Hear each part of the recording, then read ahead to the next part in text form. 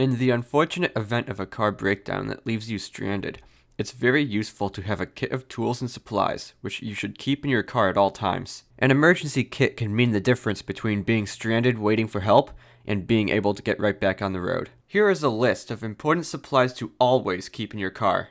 Jumper cables, roadside flares, spare tire and jack, first aid supplies, bottled water, granola or energy bars, small tool kit, a flashlight, car escape tools such as a seatbelt cutter and a window breaker, road maps, blankets and extra clothing, especially for colder climates, a car fire extinguisher, antifreeze, a roll of duct tape, washer fluid, paper towels or rags, 2 quarts of oil, and a no-spill gas can. You can often find these items being sold as kits online or at automotive stores.